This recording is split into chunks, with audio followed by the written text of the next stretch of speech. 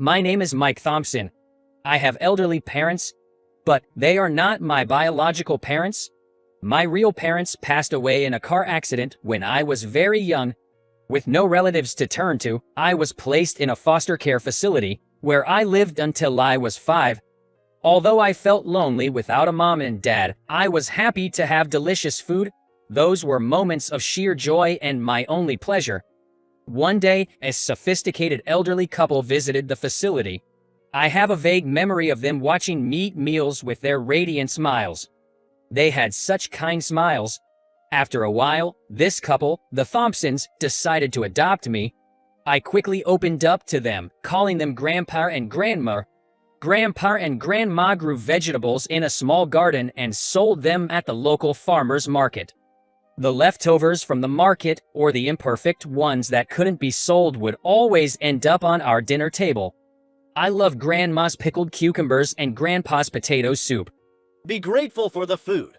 That was Grandpa's favorite saying. There are many people who are struggling with no food to eat every day. We must be thankful for each meal. Mike, I hope you grow up to be someone who can help those who are hungry and struggling. Got it. I nodded gravely, and Grandpa smiled gently. His teachings are deeply imprinted in my heart. Our life was never luxurious, but I was very happy growing up filled with lots of love. I helped with the garden work while also attending high school.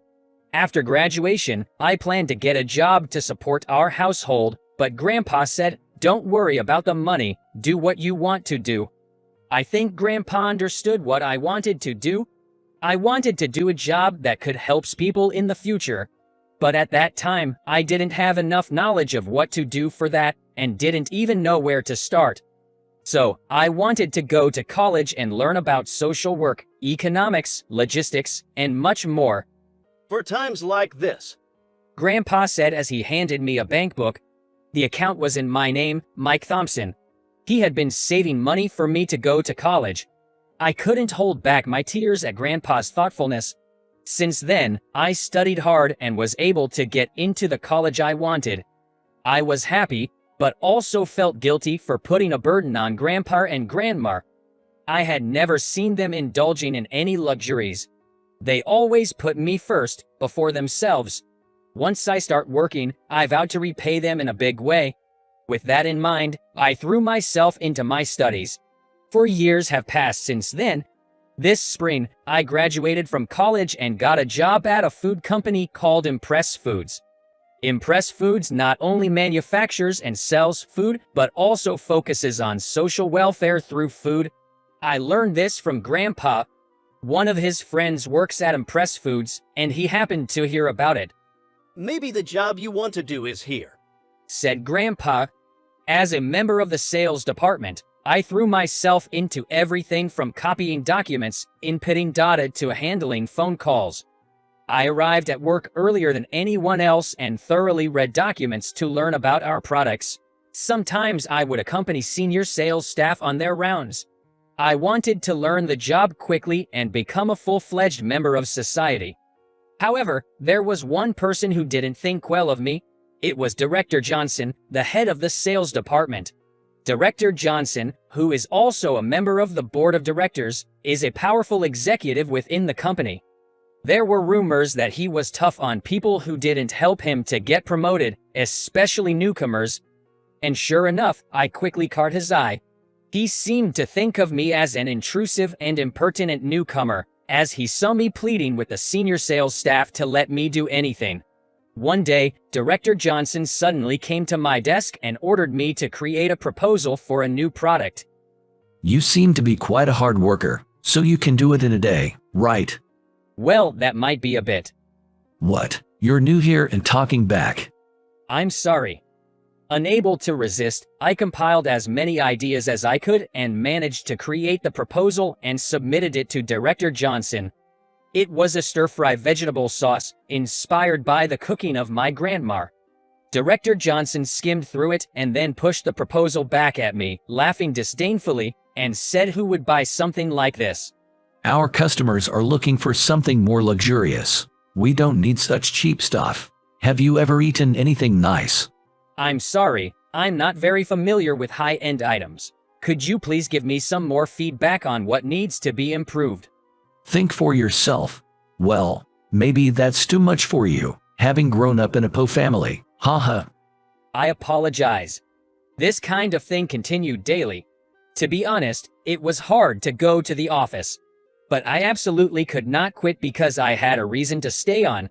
I had a dream to take my grandpa and grandma to a fancy restaurant with my first paycheck. I'm sure the two of them have never been to a high-end place. I don't think they've eaten out much at all. To raise me, they must have sacrificed a lot. I wanted to let them indulge, at least once. I wanted to let them meet their fill of an astonishingly delicious feast. I wanted to repay my two guardians, who had raised me as if I were their real family. 1 month after joining the company, I finally received my first paycheck. I felt proud that I had earned money by working for myself. Senior sales staff recommended a high-end restaurant to me that they had used for business dinners, so I made reservations for 3 and invited my grandpa and grandma. The two of them, who thought we were going to a nearby diner, were surprised when I tried to take them into the fancy restaurant. Are we going inside such an upscale place? Grandma seemed a little confused. I got my first paycheck. It's money I earned as a working adult. I've always dreamed of treating you two. Grandma had tears in her eyes. Let's enjoy this feast, given Mike's heartfelt gesture. No need to hold back. Grandpa said happily, as we nervously entered the high-end restaurant for the first time. We heard a familiar voice from a room in the back. The sliding door of the room opened and Director Johnson came out. Director Johnson, good evening. Instinctively, I bowed deeply. Why are you here? He looked at me suspiciously. Well, just having dinner with my family. I timidly answered. This is a place I use to entertain important clients. It's not a place for ordinary people like you. He continued to scrutinize us. Coming to a fancy restaurant dressed so shabbily is totally inappropriate. Even if you ate expensive food, you wouldn't understand its value. Why don't you go to some cheap diner around the corner? The words of Director Johnson pierced my heart. It's okay if it was just me, but this made my grandparents also uncomfortable. This turned out to be a disappointment, not an opportunity to honor them at all.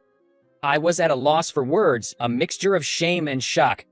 Then, my grandpa, who had been quietly listening, spoke up. The one who is out of place here is you. His tone was colder than anything I had ever heard from him. Who do you think you're speaking to, you? Director Johnson, enraged, turned to confront Grandpa, but when he got a good look at his face, he yelled, "Mr. Thompson," and quickly turned pale, collapsing into his seat. Bring happiness to all with the power of food. Grandpa muttered. It was the corporate philosophy of Impress Foods. I've kept this from you, Mike, for a while, but I've been thinking it's about time to talk. Will you listen? He asked, and with that, Grandpa began to speak quietly. We had a vast tract of land that has been passed down from our ancestors. It allowed us to live without any hardship. Then one day, the president of Impress Foods came to us, asking if we would sell our land. That was over 30 years ago. He said he wanted to build a factory and expand his business. When I listened to him carefully, I found out that Impress Foods had been donating food to children's homes. The president himself had grown up in a Po family, barely able to eat enough, and was always hungry. That's why he had a strong desire to provide delicious meals to as many children as possible. He spoke passionately about wanting to expand his business and put more effort into supporting orphans, Po families, and people in need. His feelings struck a chord with me. My wife and I loved children, but we were not blessed with our own, so we decided to help with his cause for the children. We kept only the minimum land necessary for our living and offered the rest to him. I agreed with Impress Foods' corporate philosophy of bring happiness to all with the power of food, and even became a shareholder and invested in the company. I vowed to use my money to help those in need. I've kept in touch with him ever since, and one day we went together to visit one of the children's homes he was supporting. That's where I met you, Mike. During mealtime, While other kids were fussing over "I hate bell peppers" or "I want a hamburger," Mike alone was happily eating his meal. You had a mouthful of rice and said delicious. You were so cute. I want to share meals with this child, I thought. I wanted you to be part of our family. Overflowing with such feelings, we adopted you. You grew up to be a very kind-hearted boy who could empathize with others. So I thought you might be able to contribute to a company like Impress Foods, which helps people. That's admirable, said Director Johnson as he stood up and extended his hand to Grandpa. I made a bit of a mistake earlier. Mike is a truly valuable asset, he said, forcing a smile. As he approached with his outstretched hand, Grandpa coldly brushed it away, saying, "It's too late." You'll probably never understand the true value of a meal. The value of a dining table shared with loved ones. Impress Foods is a company that rescues people in need through the power of food. You are not worthy of being associated with Impress Foods. It was the first time I had seen Grandpa raise his voice. I'll let the president know everything at tomorrow's shareholders meeting.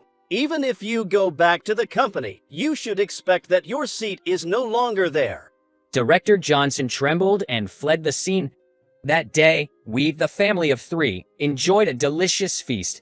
While eating, they shared with me many stories that I hadn't known before. I was also able to tell them how hard I've been working. Do you think I've been able to repay you to a little bit? Of course. Just seeing you grow up and dedicate yourself to your job as a respectable working adult is more than enough payback, Grandpa said with a happy look. Today's meal is one we'll never forget, Grandma said, thoroughly enjoying our family time. I feel like the bond within our family has deepened much more than before. The following day, there was no sign of Director Johnson at the company. He seemed to have gone into hiding, presumably for fear that his history of workplace bullying would be exposed. In fact, complaints were lodged by several new hires and disgruntled employees who had also been subject to Director Johnson's bullying, leading the board of directors to decide on his dismissal. The person who stepped into the role of the new head of sales was the senior sales staff who had recommended the fancy restaurant to me. The senior sales staff said, "Nobody has worked as hard as you have in their first month," praising my efforts. He even reviewed the proposal that had been rejected by Director Johnson and gave me a lot of advice. "You might be able to become the president of the company one day," he said with a laugh, always treating me kindly. I want to gain a lot of experience and eventually get involved in a business that delivers delicious meals to those in need. For that reason, I want to fully commit to the work in front of me now. Every day, I work for society so that I can help make the happy times around the dining table with loved ones even more enjoyable,